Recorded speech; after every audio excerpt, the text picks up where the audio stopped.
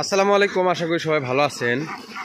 তো আজকে মূলত সকাল সকাল এতটাই কুয়াশা, এখন বাজে প্রায় 9টা। মনিকা এখন 9টা বাজে, 9টা পার হয়ে গেছে। তো শোনো, আজকে তো তোমার যে ডিম বিক্রি করে নিয়ে যাবো, কালকে ডিমও বিক্রি করে নিয়ে যায়নি, আজকে ডিমও বিক্রি করে নিয়ে যায়নি। হ্যাঁ, 2 দিনকে ডিম বিক্রি করবো আজকে। হ্যাঁ, তো 2 দিনকে আজকে কত টাকার ডিম বিক্রি করি সেটা আমি আপনাদের সাথে শেয়ার করার চেষ্টা করব, এবং হাঁস পালনে কতটুকু লাভ কতটুকু লস সেই সম্পর্কে আজকে আমি আপনাদেরকে জানানোর চেষ্টা করব। না মনিকা? তো চলো মনিকা, চলো দেখি ডিম তুলি আর গল্প করি। হ্যাঁ চলো, ডিম তুলি আর গল্প করি।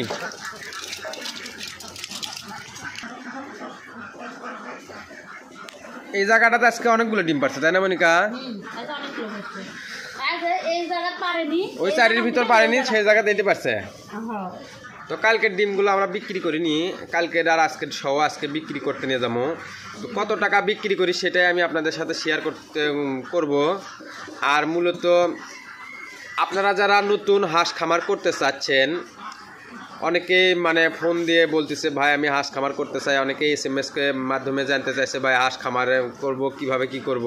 তো আপনারা হাঁস খামার ইনশাআল্লাহ আল্লাহর রহমতে, আল্লাহর উপর বিশ্বাস রেখে আপনারা হাঁস খামার শুরু করতে পারেন। হ্যাঁ, হাঁস খামার একটা লাভজনক ব্যবসা, তাই না মনিকা? হাঁস খামার একটা লাভজনক ব্যবসা। আপনারা চাইলে আপনারা আল্লাহর উপর ভরসা করে, হ্যাঁ, আপনারা হাঁস খামার করতে চান, হাঁস খামারের আপনার যে কোনো ধরনের তথ্য ইনশাল্লাহ আমি আপনাদেরকে দেওয়ার চেষ্টা করব। হাঁস খামারের সঠিক তথ্য দিয়ে আমি আপনাদের পাশে থাকতে চাই, তাই না মনিকা? ওটাও হ্যাঁ। তো আমরা মূলত হাঁস খামারে প্রথম আমরা যখন হাঁস খামার আসি সেই টাইমে অনেক টাকায় আমরা লসের শিকার হয়েছি। তো আমি চাই আমাদের মতন যেন আপনাদের এইরকম লসের শিকার যেন না হয়। তো প্রথম আপনারা খুবই অল্প হাঁস দিয়ে শুরু করবেন, তাই না মনিকা? সর্বোচ্চ 100 থেকে 150, এর বেশি আপনার অ্যাবিলিটি আছে, সব কিছু আছে, ঠিক আছে। আমরা অনেকটা ভুলের কারণে আমরা অনেকটা লসের শিকার আছি। আপনার অ্যাবিলিটি আছে, সব কিছু আছে, আপনি যদি সে কিভাবে হাঁস লালন পালন করতে হয় সেই সম্পর্কে না জেনে যদি বলেন যে না আমি পারমু, এই কথাটা আমিও বলছিলাম। না আমি পারমু, আমি সেই কথাটা আমরাও তো বলছিলাম, তাই না মনিকা? কিন্তু অবশেষে দেখা যায় আমরাও কন্ট্রোল করতে পারিনি। তো আপনাদের যারা নতুন হাঁস খামার করতে চাচ্ছেন তারা অবশ্যই আল্লাহর উপর ভরসা করে শুরু করতে পারেন, খুবই অল্প হাঁস দিয়ে শুরু করবেন। তো আপনারা অনেকেই জানতে চাইছেন যে আমি আমার এই হাঁসগুলো একদিন থেকে ডিম পাড়া অবস্থায় কিভাবে আমি লালন পালন করছি, তাই না মনিকা? তো আমরা মূলত আমাদের এই হাঁসগুলোকে একদিন থেকে এ পর্যন্ত কতগুলো ভ্যাকসিন করছি। আমরা মূলত কটা ভ্যাকসিন করছি মনিকা?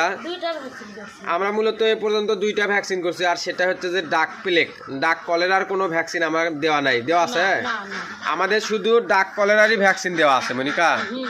তো আমরা মূলত ডাক কলেরার ভ্যাকসিন দিছি, ডাক প্লেকের ভ্যাকসিন দিছি, ডাক কলেরার দিইনি। তো সেই ভ্যাকসিনটা দিছি প্রথম 25 দিন বয়সে, বাচ্চা থাকা অবস্থায় 25 দিন বয়সে আমরা ডাক কলেরা ভ্যাকসিন দিছি, ডাক প্লেগ ভ্যাকসিন দিছি, আর 45 দিন থাকা অবস্থায় ডাক প্লেগ ভ্যাকসিন দিছি। তারপরে ডাক কলেরা 60 দিনের একটা ডোজ ছিল, আর 75 দিনে একটা ছিল, সেটা আমরা দিতে পাইনি, পশু হাসপাতালে আমরা পাইনি, ওষুধ পাইনি, যার কারণে আমরা দিইনি। তো আমাদের একদিন থেকে ডিম পাড়া পর্যন্ত আমাদের একটা করে হাঁসের পেছনে খাবার খরচা গেছে, A to Z খরচা গেছে মনিকা প্রায় 650 থেকে 700 টাকার মতো, তাই না মনিকা? আমাদের হাঁস পালনে এইবারও কিছু ভুল ছিল, যার কারণে প্রায় 650 থেকে 700 টাকা খরচা হয়েছে। আমার এই খামারে প্রায় 2,20,000 টাকার মতন ইনভেস্ট করা আছে, তাই না মনিকা? তো একটা করে হাঁস আবদ্ধ অবস্থায় আপনি যদি পালন করতে চান তাহলে সেই ক্ষেত্রে সর্বনিম্ন 550 থেকে 600 টাকা খরচা পড়বি। আর আমাদের একটু বেশি পড়ছে, তার একটা কারণ আছে, যদি কেউ জানতে চান তাহলে কমেন্টের মাধ্যমে আমি আপনাদেরকে জানানোর চেষ্টা করব। তো আপনারা হুটহাট করে কেউ হাঁস খামারে আসবেন না। আর হাঁস খামারে আপনারা অনেকে জানতে চাইছেন যে রোগের বিষয়। আমাদের হাঁসের ওই রকম মনিকা, তুমি আমাদের হাঁসের কোনো ওই রকম কি রোগ হয়েছিল? আমাদের হাঁস খামারের কোনো প্রকার রোগ এই পর্যন্ত আমরা কিছু রোগের সাথে দেখা পাইছি? হ্যাঁ, মানে হাঁসের মানে রোগ প্রতিরোধ ক্ষমতা আর কি বেশি, তাই না মনিকা? যার কারণে আমরা তো আমাদের হাঁসের তো ওইরকম ভাবে কোনো রোগ হয়নি, হচ্ছে কি মানে আমরা যে 1.5 বছরের হাঁস খামারে আছি ওইরকম ভাবে রোগ হয়নি, আমরা রোগের দেখা পাইও নি। হ্যাঁ, মানে হাঁসের রোগ প্রতিরোধ ক্ষমতাটা বেশি, তাই না মনিকা? ডিম আছে পাতলা দেখ তো। তো আজকে ডিম তুলে দাও। কালকের ডিম হচ্ছে কটা? 186টা না?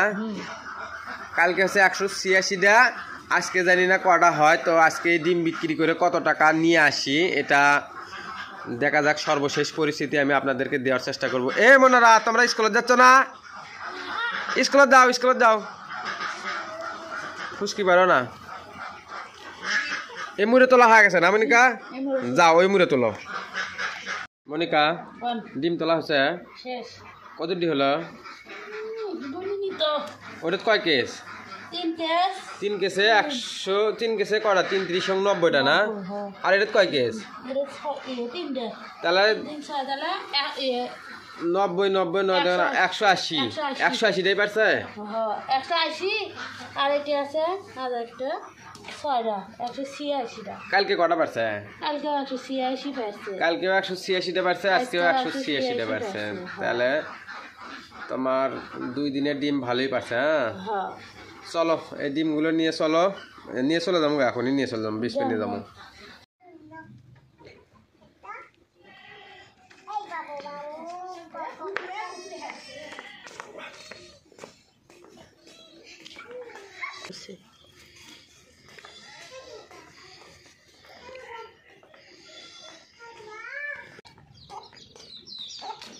মনিকা আসো। হ্যাঁ আইছি। আচ্ছা আর আচ্ছা হাঁসের আদার দেওয়া লাগবে না? আদার নাই তো। আজকে তো বাড়িতে আদার নেই। আদার নাই তবে ওরে তো সমস্যা। আদারের কোনো সমস্যা করলে তো হাঁস ডিম পারবি না। আজকে যে আদার পড়ে গেছে একদিন খিলেবে হাঁস ডিম পারবি। ওইভাবে ধরো টাকা দিছে আজকে। দেখাও কত দিছে টাকা?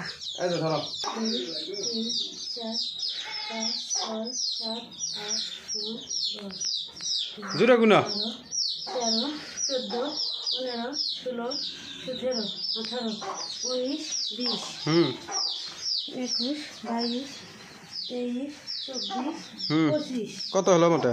25 5000 5000 টাকা লিয়েছে আজকে। হ্যাঁ, ডিম দিছিলে কয়টা? 373টা দিছিলে। তার মধ্যে 5টা ডিম তোমার ফাটা বার আছে, ছোট বার আছে, ক্যাট বার আছে, ওগুলো নেয়নি। হ্যাঁ, 368টা ডিমের দাম দিছে 7,000 তোমার 273 টাকা। তার ভিতর থেকে 5,000 টাকা নিয়েছি, আর 2 বস্তা ফিট নিয়ে যাচ্ছি। 2 বস্তা ফিট মূলত বাকি, অথবা ওই টাকা তোমার 7,000 ওই টাকার মধ্যে থেকে তোমার ওই টাকা 5,000 টাকা নিছে, আর বাদ বাকিটা তোমার যা থাকে বাকি খেয়েছি, বুঝছো? বললাম যে আজকে 5,000 টাকার দরকার, বাইরে 5,000 টাকা দেন আগে।